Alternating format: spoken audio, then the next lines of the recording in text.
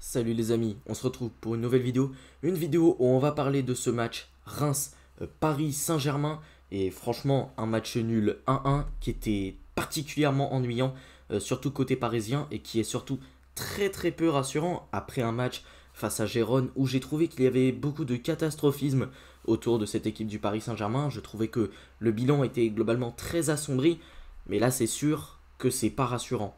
On a vu pendant toute la première période un Paris Saint-Germain qui a ronronné, mais alors ronronné de chez ronronné.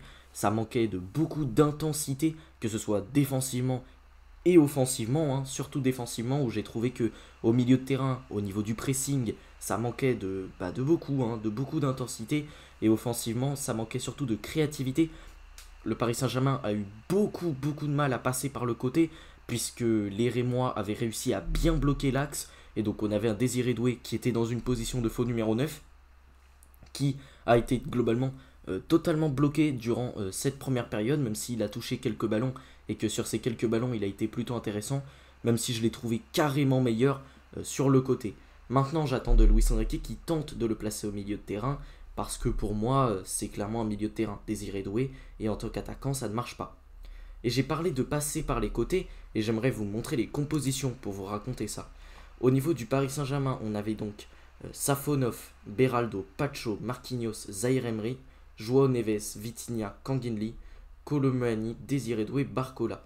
Et c'est vrai que Kolo Muani et Barcola avaient donc ce poste d'ailier. Et pour tout vous dire, j'ai trouvé Barcola encore une fois en deçà ce soir. Et Kolo, je l'ai trouvé plutôt intéressant sur ce côté droit. Il s'est procuré quelques bonnes occasions, il a pu centrer quelques fois.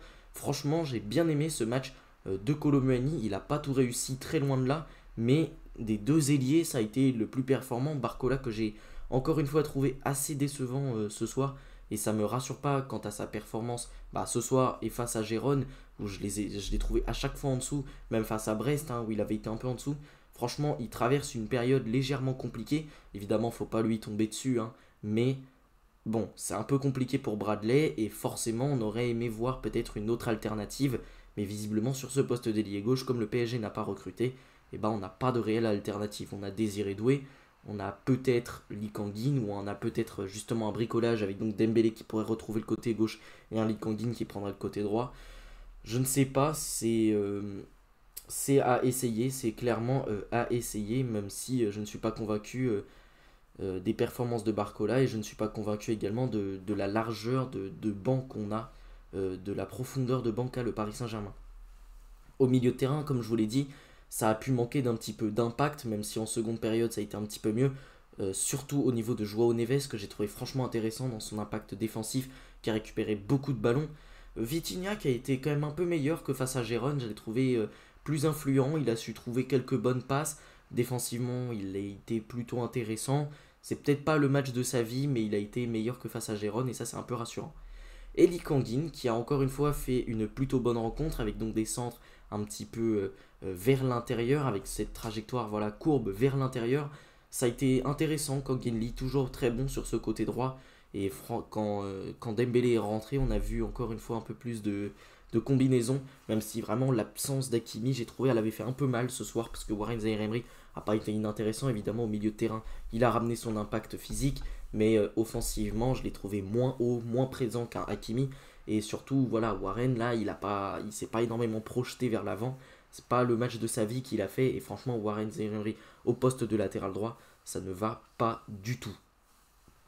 Et pour parler de la défense, Beraldo, Pacho, Marquinhos, parce que oui, c'est plutôt une défense à 3. On ne doit pas vraiment se fier à la composition qui est montrée ici. On avait donc Beraldo, Pacho, Marquinhos. Je les ai trouvés globalement intéressants, même si en termes de défense, des coups de pied, enfin pas des coups de pied arrêtés justement, mais des centres, c'est absolument catastrophique. Marquinhos s'est complètement troué face à Keito Nakamura. Et voilà, j'ai trouvé ce PSG, en tout cas dans la défense des centres, ça a été très compliqué. D'ailleurs, on prend le but sur ça, même si au fur et à mesure du match, ça a été un peu mieux. Et globalement, le PSG a pas été énormément inquiété, j'ai trouvé. Safonov a dû s'employer une ou deux fois à tout casser dans le match. Et malheureusement, il ne fait pas l'arrêt sur Keito Nakamura, même s'il il se fait fusiller à bout portant.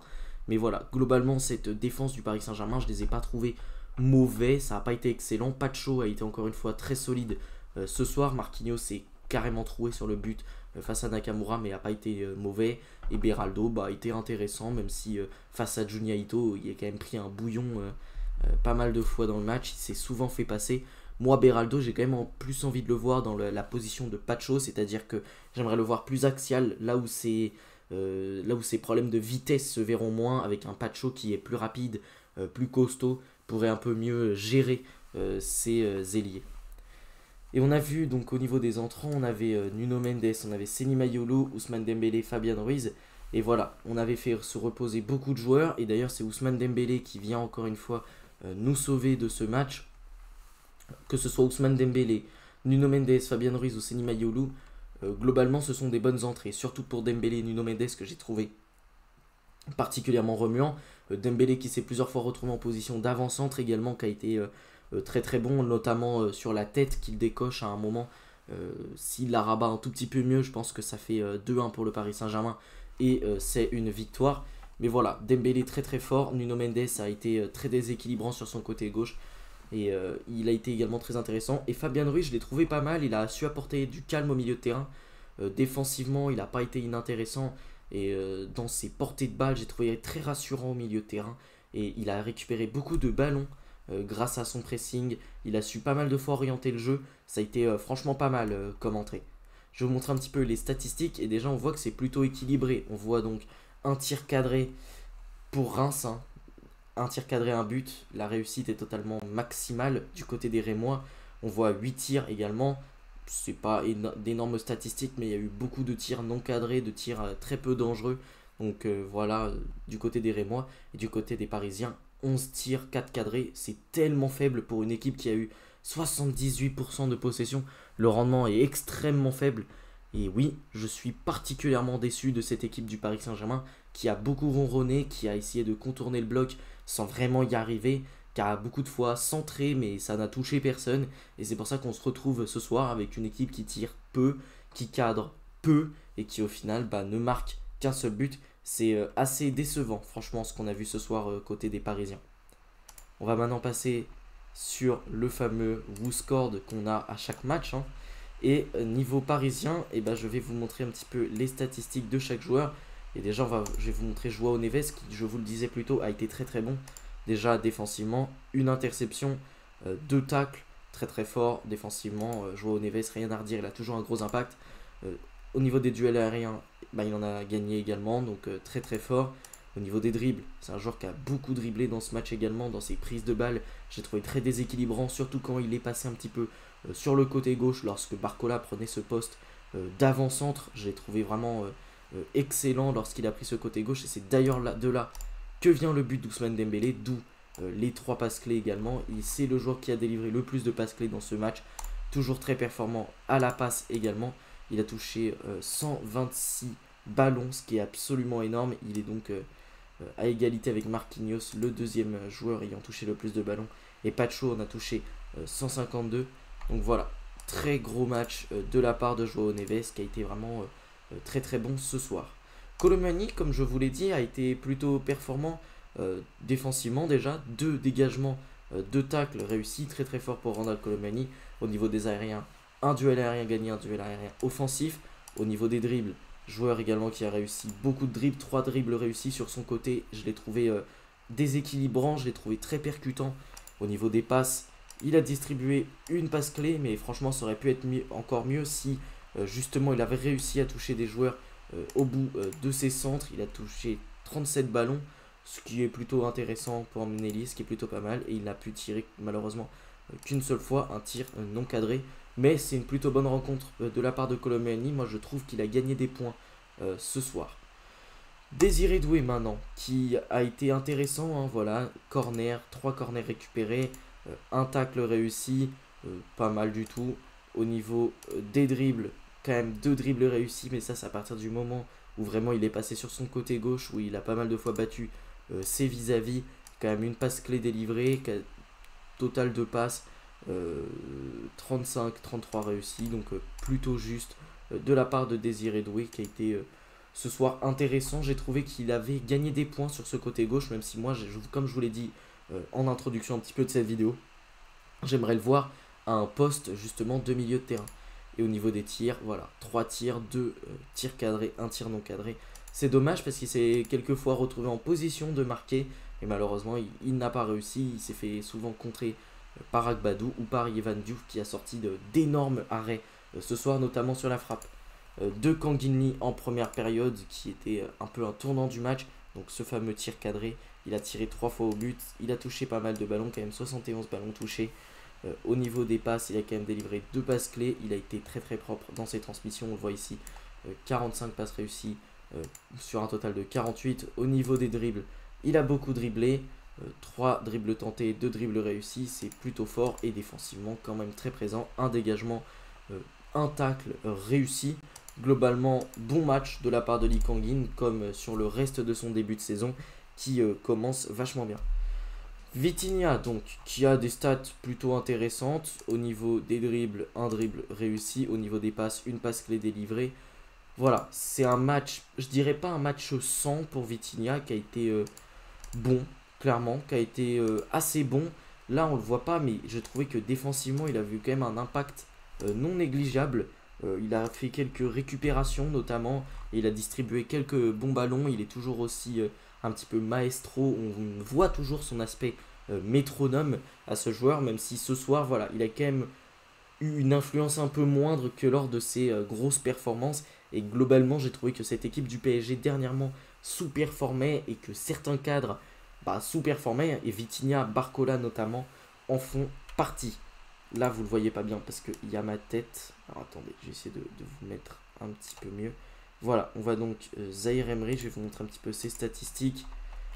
Qui a été plutôt intéressant également. 2 tacles réussis ici. Il n'a pas distribué de passes clés, mais parce que, comme je vous l'ai dit, il n'a pas été assez haut sur le terrain. Et d'ailleurs, au niveau de sa note, on le voit, c'est pas excellentissime. 6,2, voilà, il n'a pas été excellentissime ce soir. Et j'attends de Luis Enrique qu'il le mette un petit peu plus haut, parce que vraiment ce poste de latéral, ça lui va pas du tout. Dembélé, encore une fois, notre sauveur. Bon, il n'a pas de dribble, mais bon, il a été tellement déséquilibrant sur son entrée, évidemment qu'il en aurait mérité. 11 passes réussies sur 13, mais surtout, il marque son but, c'est ça qui est important. Il a touché 19 ballons, ce qui est pas mal du tout. Franchement, très très fort cette entrée de Ousmane Dembélé, qui, encore une fois, nous sauve la vie ce soir. Fabien Ruiz, un corner récupéré, également au niveau des passes, une passe clé délivrée, qui a été très juste, comme je vous l'ai dit, 21 passes réussies sur 21. Là, défensivement, c'est bizarre, mais on ne voit pas ses statistiques, mais il a fait quelques interceptions, quelques récupérations hautes grâce à son pressing. Très très fort, vraiment, Fabien Ruiz ce soir. Qui en entrant a été plutôt intéressant. Moi je trouve que Bouscord a été un petit peu sévère avec lui, parce que je l'ai trouvé franchement pas mal. Cette défense donc, avec Pacho notamment, qui a été pour moi le joueur le plus fort de cette défense. Un tacle réussi, 3 dégagements, une interception. Au niveau des duels aériens, 3 aériens défensifs, 3 gagnés. Également très juste au niveau de ses transmissions. Très grosse rencontre de la part de Pacho. Beraldo, lui, au niveau des passes également, a quand même délivré une passe clé, ce qui est assez inhabituel pour un défenseur, qui a été plutôt juste également à la relance. Mais voilà, défensivement, 2 interceptions, il n'a réussi aucun tacle, et globalement, il s'est fait un petit peu manger par Junya Ito sur ce côté. Et Marquinhos, lui, fait sa grosse erreur, il réussit quand même un tacle, un duel aérien, un dribble, mais fait sa très très grosse erreur sur Keito Nakamura, où il se fait un peu avoir bêtement, je trouve. Et voilà, globalement, ce que j'avais à dire sur cette rencontre du Paris Saint-Germain. Rencontre décevante qui, personnellement, ne me rassure pas. Voilà. Je suis clairement pas rassuré de ce qui s'est fait ce soir, de ce qui a été proposé par le Paris Saint-Germain. Et voilà, quand on se dit que dans 2 semaines, on affronte Arsenal, forcément, ça fait un peu peur. Hein, on va pas se mentir, ça fait un peu peur. Et oui, je suis déçu du match des Parisiens. Performance très décevante. On aurait pu gagner la rencontre avec l'entrée de Dembélé, donc comme ce qu'a dit Walid Acharchour. Mais avoir une Dembélé dépendance, je ne suis pas sûr que ce soit bon signe. Et c'est un peu catastrophique, mais un être vous manque et tout est dépeuplé. Et c'est exactement ce qu'on a vu ce soir. Dembélé nous a manqué, Hakimi nous a manqué, Asensio nous a manqué, j'ai trouvé également dans ce poste de faux numéro 9. Et on a vu que c'était compliqué. Et forcément, quand en plus de ça, tu as un Barcola qui sous-performe un peu, que tu as un Vitinha qui sous-performe un peu, bah forcément, c'est plus dur. Et ce soir, on perd nos premiers points en Ligue 1. On n'a pas perdu le match, évidemment, c'est pas catastrophique. Mais c'est dommage, puisqu'on avait une avance sur les Marseillais notamment, qui vont peut-être réussir à récupérer ce soir. Mais voilà, c'est évidemment décevant sur le point comptable. Sur le plan du jeu également, j'attends une réaction des joueurs du Paris Saint-Germain. J'attends une réaction également de Luis Enrique, qui a pour moi raté un petit peu sa rencontre, dans le sens où il a mal lu, entre guillemets, le plan de jeu de Lucas Elsner, qui dès le départ a voulu bloquer l'axe. Et je pense que Luis Enrique aurait dû tenter d'apporter plus de joueurs sur le côté, d'apporter plus de choses sur ce côté où on a été globalement très peu en réussite. Et je pense, voilà, dans une rencontre où le coach adverse veut bloquer l'axe, peut-être mettre un Nuno Mendes très rapidement, mettre un Dembélé très rapidement. Je comprends que tu veuilles les reposer, mais essaie de les reposer plus tard quand tu mènes déjà dans le match. Si tu avais pu mener, et là en l'occurrence ce n'est pas le cas, et on fait notre première défaite, enfin on fait notre premier match nul ce soir, on perd nos premiers points en Ligue 1. Et voilà, pour moi, c'est une faillite un petit peu collective ce soir. Et justement, on est sauvé par deux individualités, Joao Neves et Ousmane Dembélé.